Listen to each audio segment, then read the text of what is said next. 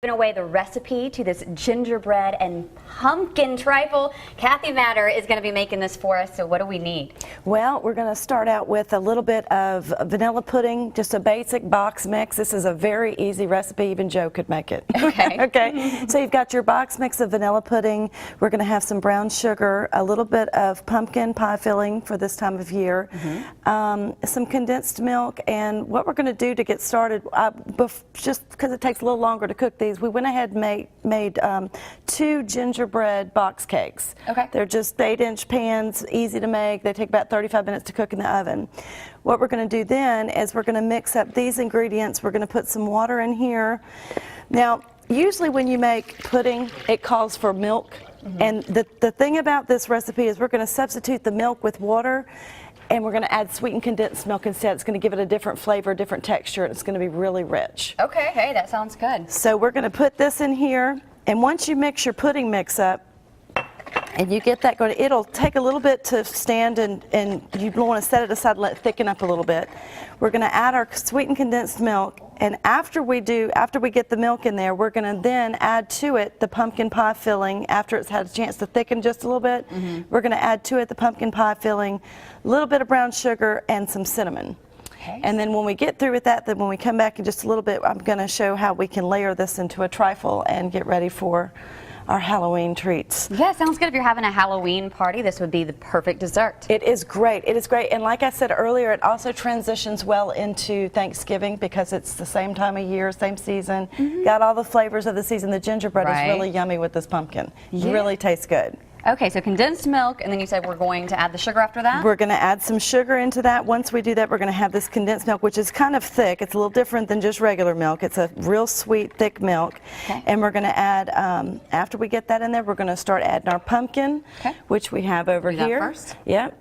Add the pumpkin pie filling, which is going to give it a really pretty color when you make your trifle. It's going to be kind of an orange pumpkin-y color. Okay.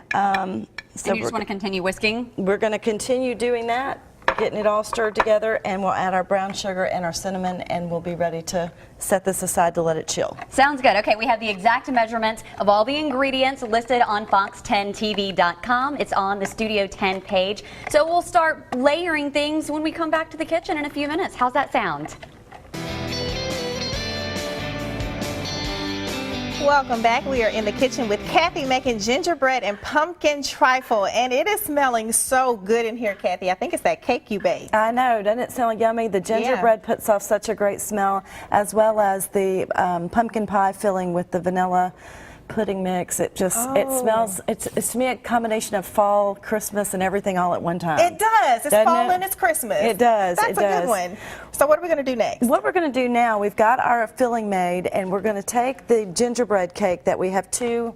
We talked about we had 2 that we made pre-made. Okay. Okay, they're really simple box cakes. You just follow the directions and cook them for about 35 minutes, I guess.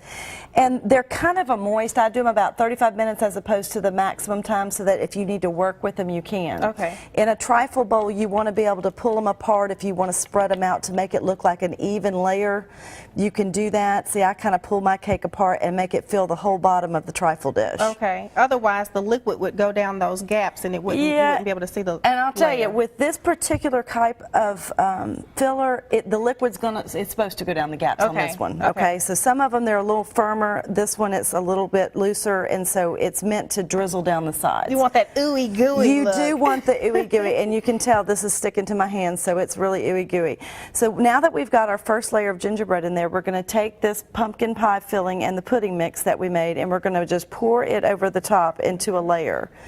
And this will be, if you have a little bit more time than we do sometimes here on set, this will be a little bit thicker normally. Okay. When How it goes long on normally here. will we let it chill? We would just let it set aside while you're cooking your cakes and letting your cakes cool. Your cakes Okay. usually take 35 minutes, and then you want to let them cool fully before you start making this. And then when you get through with your trifle, you'll let it refrigerate overnight. And unfortunately, we don't have that much time today, so we're going to have to do it a little bit quicker. Okay.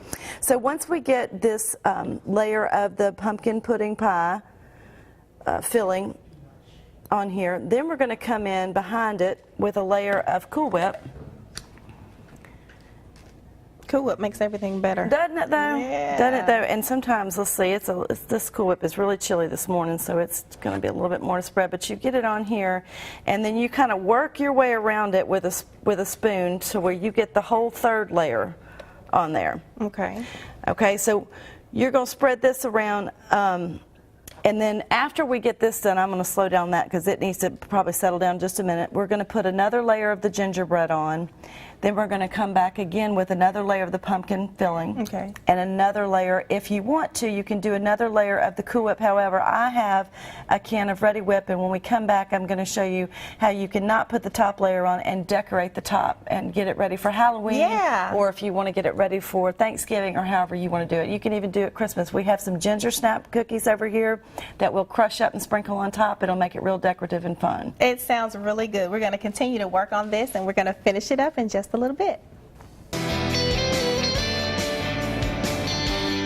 Welcome to our kitchen here on Studio 10. Okay, Halloween is coming up, and maybe you're having a little Halloween get-together. So Kathy Matter is joining us, and you are making something sweet for the Halloween get-together. Yes, we're doing the gingerbread pumpkin trifle, and of course, after hearing you talk about the fair, I'm not so sure we shouldn't deep fry it at this point. I know. But anyway, That could be the next thing that's deep fried. I know we'd have to have quite the fryer for this. Yes, you would. But what we've done is we've layered a gingerbread cake, and we've put in a vanilla pudding and pumpkin pie type filling. Okay. And then we've gone with a layer of whipped cream, and we've got another layer of the gingerbread cake. We've crumbled this on top.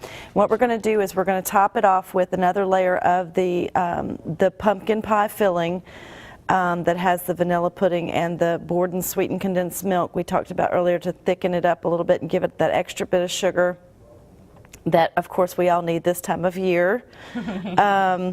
So we'll put this over the top of here, and then after this, you'll probably want to chill this overnight for best flavor. Okay. All the things will sit together, and it'll firm up a little bit. And then what you can do to get ready for the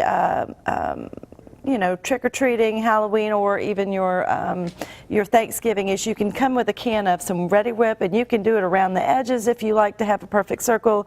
You can do it just right here in the middle. Add a little bit of whipped cream, give it some decoration. Or a lot. Or a lot. We'll do a lot here. And then what we've got some ginger snap cookies over here. You can either put them on whole, you can put them on around the edges if you want to. You can do it however you'd like around here, or you can also sprinkle it over the top. And then what we've done is, I had made one so that I can leave here today for everybody. But nice. If you see over here, we've added some Halloween rats and spiders and things like that, and you can add, whatever kind of decorations. If you want to get around Thanksgiving time, you can add pumpkins or, whatever you can find at your novelty shops, the eyeballs for Halloween or whatever would look cute on this. Fun.